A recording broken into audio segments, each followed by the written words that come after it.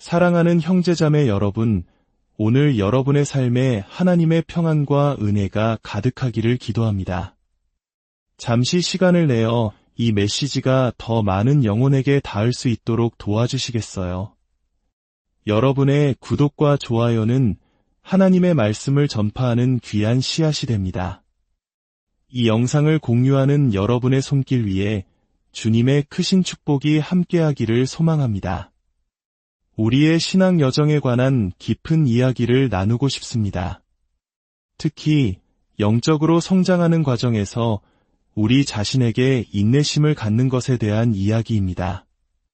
우리가 예수 그리스도를 구주로 영접하고 거듭나는 순간 하나님께서는 우리 안에서 위대한 일을 시작하십니다. 성경은 말씀합니다. 그런즉 누구든지 그리스도 안에 있으면 새로운 피조물이라 이전 것은 지나갔으니 보라 새 것이 되었도다. 이 순간 우리는 마치 영적인 새 진흙과 같이 됩니다. 하나님이라는 위대한 도예가의 손에 들린 무한한 가능성을 지닌 존재가 되는 것이죠. 하지만 우리 안에 심어진 이 선하고 아름다운 것들이 우리의 생각과 감정, 즉 우리의 혼에 구체적으로 나타나고 나아가 우리의 몸을 통해 세상에 드러나기까지는 반드시 거쳐야 할 과정이 있습니다. 내 안에 아무리 귀한 보물이 있다 한들 세상이 그것을 볼 수 없다면 무슨 소용이 있겠습니까? 그래서 우리의 행동이 중요합니다. 제 마음은 그렇지 않아요. 제 마음은 하나님을 향해 있습니다. 라고 말하는 것은 물론 아름다운 일입니다. 하지만 우리는 거기서 한 걸음 더 나아가 올바른 마음이 올바른 행동으로 이어지도록 해야 합니다. 그리고 이것은 하루아침에 이루어지는 과정이 아닙니다. 시간이 필요합니다. 마치 씨앗이 땅에 심겨 싹을 틔우고 비바람을 견디며 자라나 열매를 맺기까지 시간이 걸리는 것과 같습니다. 그러니 조급해하지 마세요. 여러분은 지금 목적지로 향하는 여정 가운데 있습니다. 지금 서 있는 그 자리에서 충분히 기뻐하고 즐기십시오. 이미 이룬 것들을 축하하고 아직 가야 할 길이 멀다는 생각에 좌절하지 마십시오. 예수님께서는 이 땅을 떠나시면서 우리에게 성령님을 보내주시겠다고 약속하셨습니다. 그리고 이렇게 말씀하셨죠. 내가 떠나가는 것이 너희에게 유익이라. 내가 떠나가지 아니하면 보혜사가 너희에게로 오시지 아니할 것이요. 잠깐 생각해 봅시다. 어떻게 예수님이 우리 곁에 계시지 않는 것이 더 유익할 수 있을까요? 예수님께서는 인간의 몸을 입고 계셨기에 한 번에 한 장소에서 한 사람과만 함께 하실 수 있었습니다. 하지만 성령님은 영이시기 때문에 이 순간에도 우리 각자의 마음속에 살아계시며 동시에 우리 모두 안에서 일하실 수 있습니다. 지금 이 메시지를 듣고 있는 수많은 분들이 각기 다른 영적 여정의 단계에 서 계실 겁니다. 어떤 분은 이제 막 그리스도를 영접한 영적인 갓난아기일 수도 있고 또 어떤 분은 수십 년간 주님과 동행해온 성숙한 신앙인일 수도 있습니다. 하지만 놀랍게도 성령님께서는 여러분 각자의 상황과 수준에 맞춰 꼭 필요한 메시지를 들려주실 것입니다. 오늘 제가 여러분께 꼭 드리고 싶은 말씀이 있습니다. 신앙의 여정에는 벼락 성공이란 없습니다. 우리는 무엇이든 시작하자마자 성공하고 단번에 위대하고 멋진 결과를 얻고 싶어 합니다.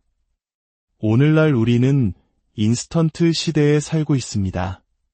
3분이면 완성되는 즉석 카레, 뜨거운 물만 부으면 되는 커피 믹스, 몇 시간 걸릴 요리를 단 몇 분 만에 데워주는 전자레인지까지.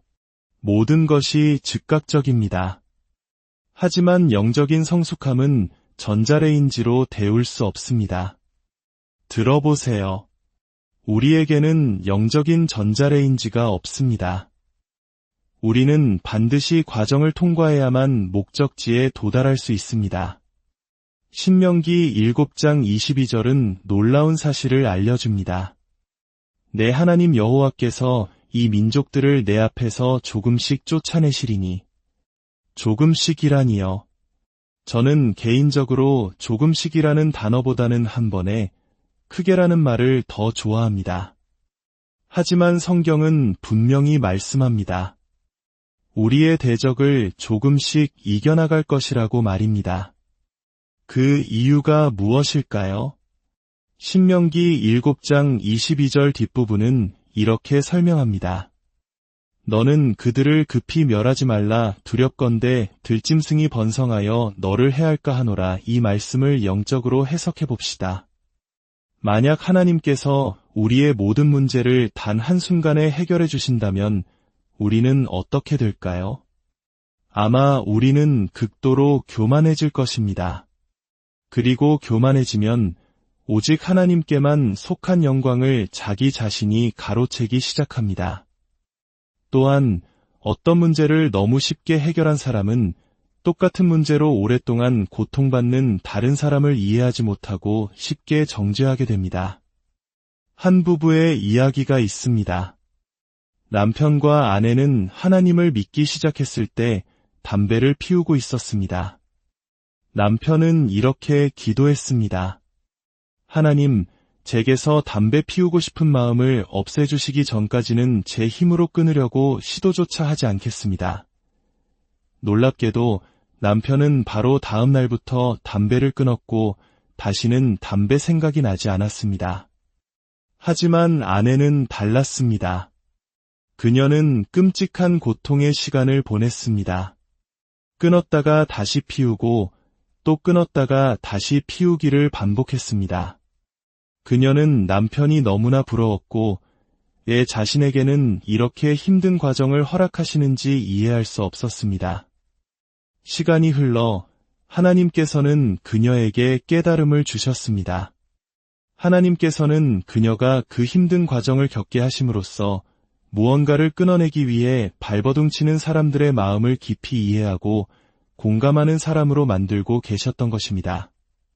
하나님께서는 남편을 사용하실 계획과 아내를 사용하실 계획이 달랐던 것입니다. 그러니 여러분, 하나님께서 다른 사람을 다루시는 방식과 여러분을 다루시는 방식이 다르다고 해서 불평하거나 낙심하지 마십시오. 하나님께서는 여러분 각자를 위한 완벽하고 개별적인 계획을 가지고 계십니다. 만약 여러분이 어떤 문제를 쉽게 해결했다면 아직 그 문제와 씨름하고 있는 다른 사람들을 판단하거나 비판하지 마십시오. 하나님께서는 우리가 교만해지지 않도록 우리를 조금씩 자유롭게 하십니다. 변화에는 시간이 걸립니다. 성경에서 변화를 의미하는 헬라어 단어는 메타모르포인데 이는 탈바꿈 또는 변태를 의미하는 메타모르포시스라는 단어의 어원입니다. 땅을 기어다니던 애벌레가 아름답고 경이로운 나비로 변하는 과정이야말로 죄로 가득했던 한 인간이 예수 그리스도의 형상을 닮아가는 과정을 보여주는 가장 완벽한 비유일 것입니다. 애벌레는 변화의 때가 오면 나뭇가지 위로 올라가 스스로를 고치 안에 가둡니다. 겉으로 보기에는 아무 일도 일어나지 않는 것처럼 보입니다. 마치 죽은 듯이 고요하죠. 혹시 지금 여러분의 삶이 그렇게 느껴지십니까? 하나님께 기도하고 모든 것을 맡겼는데 왜 아무 일도 일어나지 않는 걸까? 하지만 만약 우리가 그 고치안을 들여다볼 수 있다면 그 안에서 얼마나 격렬하고 위대한 변화가 일어나고 있는지 알게 될 것입니다. 하나님께서는 여러분을 위해 놀라운 것을 준비해 두셨습니다. 그리고 지금은 그 놀라운 것을 받을 만한 그릇으로 여러분을 준비시키고 계신 시간입니다. 하나님께서 당신의 삶에서 원하시는 일을 하시도록 그분을 초대하십시오. 그리고 매일 그분과 싸우는 대신 그분께 협력할 수 있도록 도와달라고 기도하십시오. 오, 하나님, 제 안에서 일하시는 당신의 역사에 제가 온전히 협력하게 하소서. 고치 안에서 애벌레는 완전히 액체 상태로 녹아내린다고 합니다. 이것은 우리에게도 마찬가지입니다. 때로 우리는 완전히 부서지고 녹아내려 하나님, 당신의 뜻대로 하소서라고 고백해야만 합니다. 한 남자에 대한 이야기가 있습니다. 그는 나비 한 마리가 고치에서 나오려고 필사적으로 발버둥 치는 것을 보았습니다.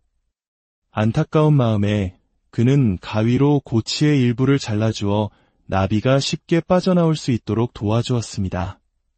하지만 그 나비는 얼마 날지 못하고 죽고 말았습니다. 왜일까요? 나비가 고치에서 빠져나오기 위해 겪는 그 처절한 몸부림은 날개에 체액을 보내 날갯짓을 할 힘을 기르는 필수적인 과정이었기 때문입니다. 남자의 섣부른 도움은 나비가 스스로 강해질 기회를 빼앗아 버린 것입니다. 하나님께서 하시는 일을 서두르려 하지 마십시오. 하나님께서 필요하다고 생각하시는 모든 시간을 그분께 드리십시오. 그리고 인내하십시오.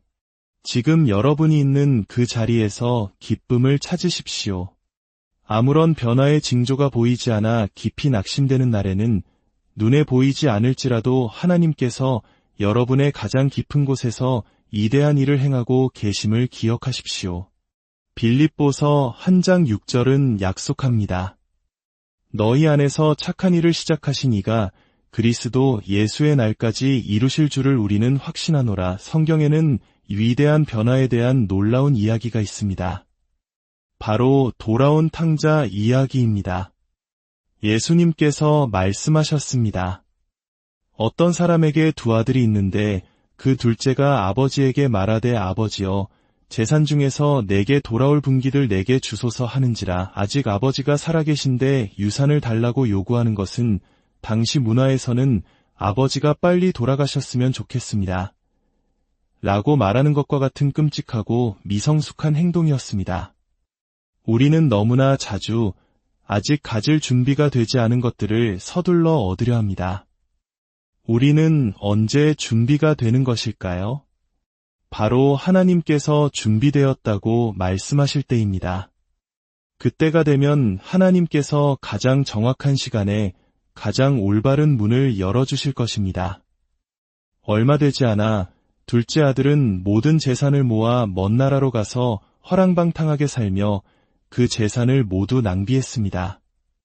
모든 것을 잃고 흉년까지 들자 그는 돼지를 치는 일을 하게 되었습니다. 그는 너무 배가 고파 돼지가 먹는 쥐엄 열매로라도 배를 채우고 싶었지만 그것조차 주는 이가 없었습니다. 사랑하는 아버지의 집에서 풍족하게 살던 아들이 이제는 돼지우리에서 돼지와 함께 먹을 것을 갈망하는 신세가 된 것입니다. 이것이 바로 때가 되기 전에 무언가를 탐했을 때의 결과입니다. 그때 그가 제정신이 들었습니다. 내 아버지에게는 양식이 풍족한 품꾼이 얼마나 많은가, 나는 여기서 줄여 죽는구나. 그리고 그는 결심합니다. 내가 일어나 아버지께로 돌아가리라. 이것이 얼마나 복된 소식입니까? 우리는 언제든 하나님 아버지께로 돌아갈 수 있습니다. 만약 당신이 하나님을 떠나 방황하고 있다면 사탄은 당신에게 하나님은 절대 너를 다시 받아주지 않으실 거야 라고 속삭일 것입니다. 하지만 그는 거짓말쟁이입니다. 하나님께서는 당신이 집으로 돌아오기만을 애타게 기다리고 계십니다. 아들은 교만한 마음으로 집을 떠났지만 이제 겸손한 마음으로 돌아갑니다. 그는 이렇게 고백할 것을 준비합니다. 아버지, 제가 하늘과 아버지께 죄를 지었사오니 지금부터는 아버지의 아들이라 일컬음을 감당하지 못하겠나이다. 나를 품꾼의 하나로 보소서. 어둡고 비참한 돼지우리의 시간은 그에게서 교만을 꺾고 겸손이라는 보물을 선물했습니다. 그가 일어나 아버지께로 돌아갔습니다.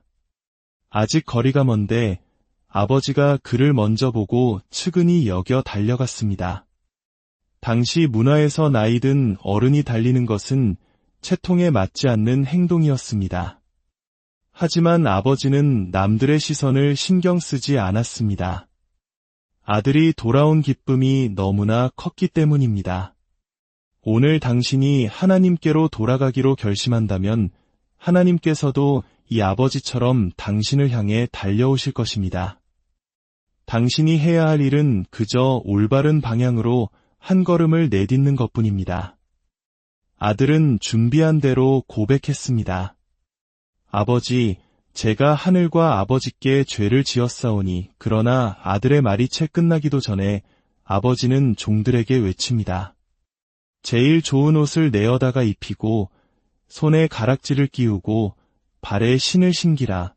그리고 살찐 송아지를 끌어다가 잡으라. 우리가 먹고 즐기자. 한 가지 확실한 것은 집으로 돌아온 이 아들은 여전히 완벽과는 거리가 멀었다는 사실입니다. 하지만 그는 분명히 진보했고 하나님 아버지는 그 작은 진보를 보며 잔치를 열고 함께 기뻐하자고 하셨습니다. 여러분, 아직 가야 할 길이 멀다고 낙심하는 대신 여러분이 이룬 작은 진보들을 축하하십시오. 그런데 이 잔치에 불만을 품은 사람이 있었습니다. 바로 큰아들이었죠. 그는 밭에서 돌아오다가 음악 소리와 춤추는 소리를 듣고 화가 났습니다. 종에게서 동생이 돌아와 아버지가 잔치를 열었다는 말을 듣고는 집에 들어가려고도 하지 않았습니다. 그는 모든 것을 자격과 공로로 따지는 율법적인 사람이었습니다. 그는 동생이 그런 잔치를 받을 자격이 없다고 생각했습니다. 하지만 아십니까? 하나님께서는 우리가 받을 자격이 없는 것들을 베풀어 주시는 분입니다. 우리가 벌을 받아 마땅할 때 회개하고 구하기만 하면 자비를 베풀어 주시는 분입니다. 큰아들은 아버지에게 불평을 쏟아냅니다. 내가 여러 해 아버지를 섬겨명을 어김이 없거늘 내게는 염소 새끼라도 주어나와 내 벗으로 즐기게 하신 일이 없더니 아버지의 살림을 창녀들과 함께 삼켜버린 이 아들이 돌아옴의 일을 위하여 살찐 송아지를 잡으셨나이다. 이때 아버지의 대답은 너무나 아름답습니다. 너는 항상 나와 함께 있으니 내 것이 다 내 것이로되 이 내 동생은 죽었다가 살아났으며 내가 잃었다가 얻었기로 우리가 즐거워하고 기뻐하는 것이 마땅하다. 혹시 당신의 쓴 마음과 완고한 태도 때문에 하나님께서 당신을 위해 준비하신 잔치에 들어가지 못하고 있지는 않습니까? 다른 사람이 당신이 생각하기에 받을 자격이 없는 축복을 받는 것을 보며 분노하고 있지는 않습니까? 다른 사람을 너무 빨리 판단하지 마십시오. 하나님께서 누군가를 축복하실 때 당신은 그 사람의 삶에서 어떤 일이 일어나고 있는지 전부 알지 못합니다. 당신이 생각하기에 마땅한 일이 아니라 하나님께서 하시는 일을 기쁘게 받아들이십시오. 다른 사람이 당신이 겪었던 힘든 과정을 겪지 않는 것을 보고 기뻐해 주십시오. 하나님께서 그들의 삶에 주시는 축복을 함께 기뻐해 주십시오. 사랑하는 여러분, 하나님께서 여러분을 인도하시고자 하는 영적 성숙의 자리에 도달하기 원하신다면 우리는 꾸준히 나아가야 합니다. 갈라디아서 6장 9절은 말합니다. 우리가 선을 행하되 낙심하지 말지니 포기하지 아니하면 때가 이름에 거두리라. 하나님의 말씀 안에 꾸준히 거하십시오. 하나님과 함께하는 시간을 꾸준히 가지십시오. 기도를 쉬지 마십시오. 잘못된 일 대신 옳은 일을 하는 것을 꾸준히 선택하십시오. 그리고 무엇보다 하나님의 사랑 안에 계속해서 머무르십시오. 모든 순간 하나님께서 당신을 사랑하심을 기억하십시오. 하나님 안에서 성장하기 위해 당신 삶의 우선순위를 재조정해야 할지도 모릅니다. 너희는 먼저 그의 나라와 그의 의를 구하라. 그리하면 이 모든 것을 너희에게 더하시리라. 하나님을 위한 시간, 말씀을 공부할 시간, 기도할 시간을 최우선으로 두십시오. 하나님께서는 당신을 위해 놀라운 미래를 계획하고 계십니다. 당신이 온전히 예수 그리스도의 형상으로 빚어지기를 원하십니다. 성령님께서 지금 당신 안에서 일하고 계십니다. 인내심을 갖고 그분이 그분의 일을 하시도록 내어드리십시오. 여러분의 삶이라는 도화지에 하나님께서 가장 아름다운 그림을 완성하실 그날까지 인내하며 오늘의 여정을 기쁨으로 걸어가시기